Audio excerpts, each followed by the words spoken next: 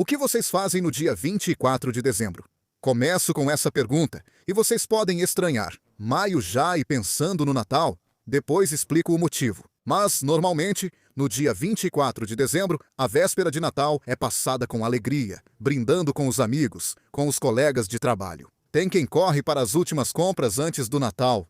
Talvez tenha esquecido um presente para colocar debaixo da árvore ou precise de algo para a ceia. Mas tem gente que às 7 da manhã é obrigado a trabalhar, mesmo sendo véspera de Natal. É 24 de dezembro de 1992, quando um grupo de carabineiros vai até a casa de um funcionário do CISD, um superpolicial, como ele é chamado. Esse grupo de carabineiros tem um mandado de prisão assinado pelo procurador-chefe da República de Palermo, Giancarlo Caselli. Está escrito algo muito grave nesse mandado de prisão. Concurso externo em associação de tipo mafioso. Artigo 416 bis do Código Penal da República Italiana. E essa acusação é feita contra um funcionário de altíssimo nível. O nome dele é Bruno Contrada. Até aquela manhã, Bruno Contrada é uma das figuras mais conhecidas dentro da Polícia de Estado e dos serviços, justamente da nossa República. Mas, a partir daquela manhã, daquela véspera de Natal de 1992, aquela imagem pública se desfaz e revela outra coisa. Algo que por muito tempo ficou dito e não dito, sussurrado discretamente pelos corredores do Palácio da Justiça de Palermo. Bruno Contrada, o doutor, seria um traidor do Estado, e por isso é decretada sua prisão e posteriormente o seu envio a julgamento. Hoje vamos falar dele, de Bruno Contrada, de todas as suas contradições, dessa figura que entrou para a história. Ele morreu há uns 2 meses. Pelo que ele foi, mas ainda mais, pelo que ele fez, ou poderia ter feito, ou foi acusado de ter feito. Bruno Contrada é uma figura extremamente complexa. Bruno Contrada nasce em Nápoles em 2 de setembro de 1931, em um contexto inicialmente marcado pela ditadura, depois pela Segunda Guerra Mundial e, por fim, pela reconstrução. Após concluir os estudos, ele inicia a carreira nas forças policiais, entrando no corpo das guardas de segurança pública, que futuramente se tornaria a Polícia de Estado em 1958. Desde os primeiros anos de carreira, ele demonstra habilidades investigativas e uma dedicação especial ao combate ao crime organizado. Sua carreira se desenvolve principalmente na Sicília, em especial em Palermo, a capital da região. E é aqui, em Palermo, que em 1973, Bruno Contrada é nomeado chefe da Esquadra Mobile. É uma posição estratégica na luta contra o crime organizado em um período, nos anos 70, em que Palermo começa a ser abalada pelos primeiros assassinatos de grande repercussão. Seu vice nesse período é o comissário Boris Giuliano, de quem já falamos. Boris Giuliano é considerado no meio policial uma pessoa excepcional, séria, preparada, também por esse motivo. Além do fato de não querer se submeter às lógicas mafiosas, ele é assassinado em um bar de Palermo, com tiros pelas costas, enquanto toma um café. Já falamos sobre ele em outro vídeo que você encontra no canal, mas há uma diferença entre Boris Giuliano e Bruno Contrada. Naquele período em que a Cosa Nostra está se reorganizando, depois da primeira grande guerra da máfia, em que os grandes chefes foram enviados para as prisões do norte da Itália, em que as famílias mafiosas estão buscando novas alianças no território. Existem policiais íntegros, respeitosos, servidores absolutos do Estado, como Boris Giuliano. E há outros que tendem a se colocar a serviço de outro patrão, a Cosa Nostra. Naquele período, enquanto Contrada desenvolve uma rede de inteligência investigativa, tentando monitorar atentamente as atividades mafiosas, colaborando também com os magistrados. Dentro das próprias famílias mafiosas, começa a se sussurrar alguma coisa. É Tommaso Buscetta, o chefe dos dois mundos. Também dedicamos um vídeo a ele, que você pode encontrar no canal, em que ele conta isso aos investigadores vários anos depois. Rosario Ricobono, um dos chefes da Cosa Nostra, revela a ele, em 1979, esse segredo inconfessável. Ricobono revela a Tommaso Buscetta que não há nenhum perigo em seu território, no território da sua família mafiosa, que ele pode se esconder tranquilamente ali, porque as forças policiais nunca irão procurá-lo. E diante das hesitações do próprio Buscetta, Riccobono acrescenta: eu tenho o Dr. Contrada nas minhas mãos e posso ter todas as informações dele. O Duturi, assim é chamado Bruno Contrada, nos corredores da sede da polícia de Palermo. Naquela época, ele era um funcionário em plena ascensão. Após a morte violenta de Boris Giuliano, cabe a ele comandar a divisão de investigação criminal. Mas não só isso. Em 1983, ele também recebe a nomeação para o SISD, o Serviço de Informações para a Segurança Democrática, o Serviço Secreto Civil. E é aqui que Bruno Contrada se torna o superpolicial, o homem com cargos de responsabilidade cada vez maiores. Ele chega até mesmo a se tornar o número 3 do SISD, com a função de coordenação antimáfia e antiterrorismo. Ele lida com dossiês extremamente delicados, coordena operações complexas, é o homem de ligação com vários setores do Estado. Poderíamos dizer que ele é a pessoa certa no lugar certo. Mas, na Procuradoria de Palermo, os sussurros continuam. Eles contam uma outra história. Contam, por exemplo, que o grupo antimáfia não gosta de colaborar com Bruno Contrada, de compartilhar abertamente as informações com ele. O Duturi é extremamente comentado. Quando ele entra em algumas salas onde trabalha o grupo, o clima esfria, o silêncio cai, justamente porque não confiam nele. Mas será que é um excesso de cautela por parte dos magistrados que estão trabalhando contra a Cosa Nostra? Ou há algo mais? Esse algo a mais se manifesta anos depois, após a morte de Giovanni Falcone, após a morte de Borsellino. É preciso chegar àquele 24 de dezembro de 1992. As bombas da máfia já explodiram, outras pessoas já foram assassinadas. E como novo chefe da Procuradoria está Giancarlo Caselli, o homem vindo de Turim, onde havia contribuído para derrotar o terrorismo das Brigadas Vermelhas. Caselli reuniu as informações fornecidas por vários colaboradores da Justiça. Tem Buscetta, mas ele não é o único. Também há Gaspare Mutolo, Giuseppe Marchesi, Salvatore Cansemi. Todos concordam em um ponto. Bruno Contrada não é aquele servidor do Estado, tão íntegro e tão fiel ao dever, que se imagina que ele seja. Ele é outra coisa. É sim um ponto de contato, mas entre o Estado e a Cosa Nostra. É uma acusação pesada, diria até infamante, porém, uma acusação que se sustenta diante dos vários confrontos propostos por Caselli e pelos outros magistrados, com os resultados das investigações e com os vários testemunhos que são prestados de forma separada. E, portanto, impossível de serem influenciadas uma pela outra. Bruno Contrada, então, um traidor. É um homem que vendeu o Estado para a Cosa Nostra. Ou pelo menos vendeu pessoas que trabalhavam para o Estado para a Cosa Nostra. Aquela participação externa em associações do tipo mafioso, um crime novo que havia sido introduzido pelo artigo 416 bis do Código Penal. Foi justamente esse artigo que permitiu abrir um novo mundo. O artigo e, principalmente, a participação externa foram introduzidos nos anos 80 para preencher o que era uma lacuna na legislação antimáfia.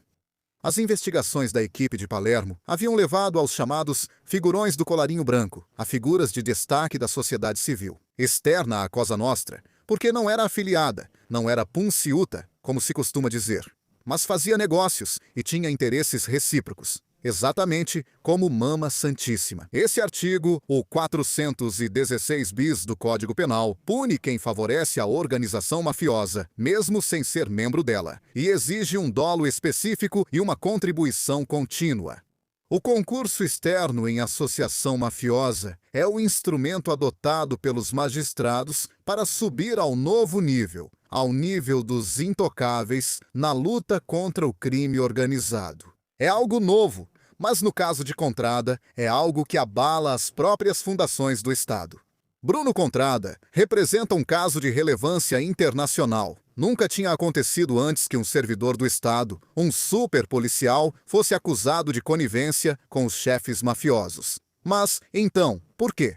Por que Bruno Contrada teria traído? Que interesses Bruno Contrada tinha em entregar colegas, magistrados ou outros membros do Estado à Cosa Nostra? É justamente isso que divide a opinião pública italiana, mas não só as pessoas comuns, também dentro do próprio Estado. O então chefe da polícia, Vincenzo Parisi, o defende. Defende Contrada, diz que não é possível, que as acusações são interesseiras e que é uma tentativa de alguns ex-mafiosos de se vingarem do que Contrada fez para combater a Cosa Nostra. Mas há outros servidores do Estado, como por exemplo, o ex-chefe do escritório de instrução em Palermo, Antonino Caponetto, o homem que estruturou o primeiro grupo antimáfia junto com Giovanni Falcone, que considera imprudente a posição assumida por Parisi. Caponetto não se compromete, mas dá a entender que aqueles rumores dentro da Procuradoria deviam ter algum fundamento. Durante muito tempo, se discute tanto sobre as declarações dos delatores quanto sobre a posição de Contrada. Um desses delatores, Gaspare Mutolo, oferece um novo panorama para toda a questão. Ele diz que o pacto feito ao longo do tempo entre a Cosa Nostra e alguns partidos políticos, especialmente a Democracia Cristã, era um pacto de natureza utilitarista e política. Um pacto para impedir a ascensão comunista desde Portela della Ginestra em diante, aquilo que foi definido como a Pax Mafiosa. Era uma troca de favores. Votos para a Democracia Cristã se manter como partido de maioria relativa em troca de favores para os chefes.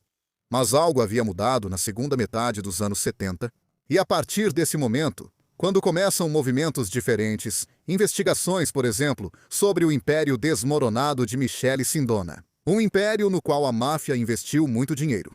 Essa Pax Mafiosa desaparece, se dissolve e, em seu lugar, nasce uma nova guerra.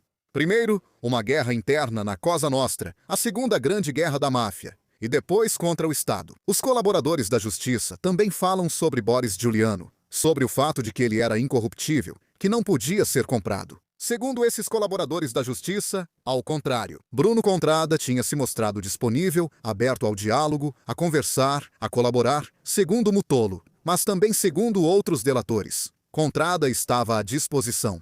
Ele já havia conversado com Riccobono e Stefano Bontati, o príncipe de Villa Grazia. O chefe da máfia derrotada se colocou à disposição para devolver os documentos, incluindo as carteiras de motorista, a alguns chefes. Um fato nada insignificante.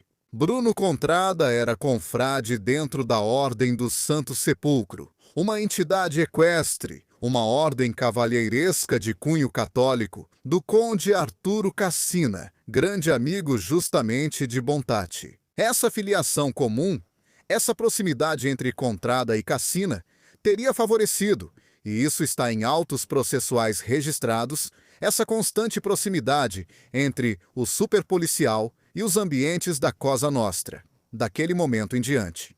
Vê-se um novo Bruno Contrada, o traidor Contrada, que vai a julgamento. Ele tem vários processos em andamento. O julgamento de primeira instância começa em 1994 e termina 2 anos depois, em 5 de abril de 1996, com a condenação. O promotor pede 12 anos de reclusão. No final, a pena é de 10 anos.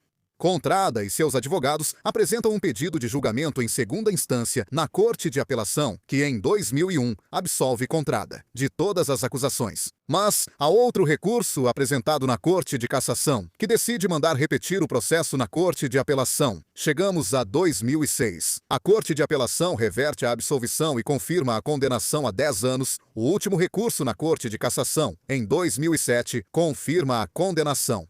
Em 2012, já idoso e também doente, Bruno Contrada consegue a libertação.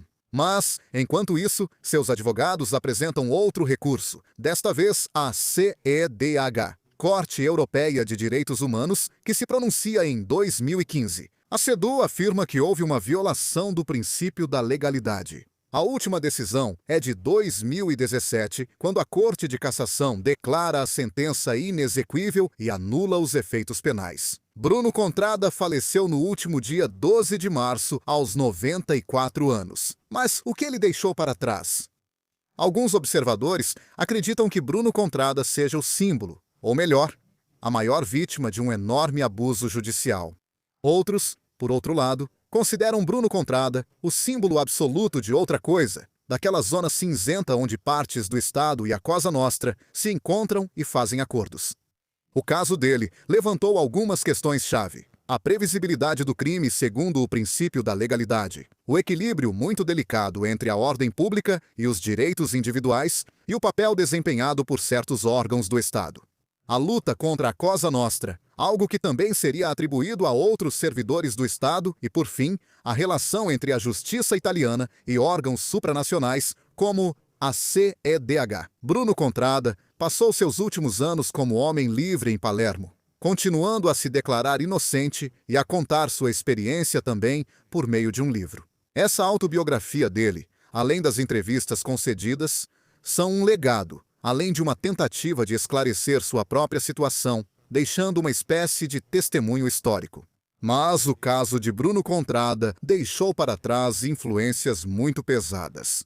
Antes de tudo, a necessidade de esclarecer os contornos extremamente difíceis do chamado concurso externo. Até que ponto um funcionário pode estar realmente consciente do que está fazendo contra o Estado e a favor de uma rede criminosa, e até que ponto ele está fazendo isso com plena consciência. Depois, a relação entre polícia, serviços secretos e magistratura. Uma relação nem sempre fácil, aliás, bastante complexa. Com ciúmes, com desconfianças mútuas, às vezes com a recusa, mais ou menos explícita, à cooperação, devido a vazamentos de informações ou a antecedentes históricos negativos. E depois, o debate sobre o princípio da legalidade penal e sobre os direitos do indivíduo. Enfim, quem era realmente Bruno Contrada? Ele era um servidor do Estado? Sim. Ele foi um superpolicial? Certamente. Número 3 do CISD. Ele foi uma figura muito comentada, disso não há dúvida. Ele teve relações com a Cosa Nostra segundo os resultados processuais? Sim. Ele se empenhou para favorecer a Cosa Nostra? De acordo com o que foi constatado nas sentenças, essa atuação existiu, mesmo que depois tenham preferido apagar tudo. Bruno Contrada foi vítima de erro judiciário? Ou havia algo concreto? Ou talvez sua atuação hoje deva ser interpretada em mais de uma direção, entre a do policial que tenta investigar e a do policial que busca um acordo. Por vários motivos, talvez às vezes para salvar colegas ou para influenciar uma disputa de poder interna, a Cosa Nostra. Bruno Contrada foi um homem, um policial a serviço da justiça? Ou ele usou sua posição para outros fins? Deixo essas perguntas para vocês. Tentem encontrar uma resposta para tudo isso. Se quiserem, podem escrever nos comentários ou me enviar um e-mail com o que pensam. Eu continuo na dúvida. Uma dúvida pesada que se instalou na minha mente desde aquela manhã da véspera de Natal de 1992 e que ainda não foi embora. E olha que já se passaram muitos anos. Mas acho que não sou o único, aqui na Itália, a ter duvidado de Bruno Contrada. Porque quando surgem determinados fatos, determinadas circunstâncias, determinadas declarações, testemunhos, é difícil pensar que tudo seja fruto de uma armação diabólica. Ou da inveja de alguém? É extremamente difícil. E essa dúvida fica sempre ali, nos cutucando, nos provocando, até chegar o momento em que queremos realmente saber mais. E talvez quiséssemos mesmo, só por uma vez, de conhecer toda a verdade. Nada além da verdade.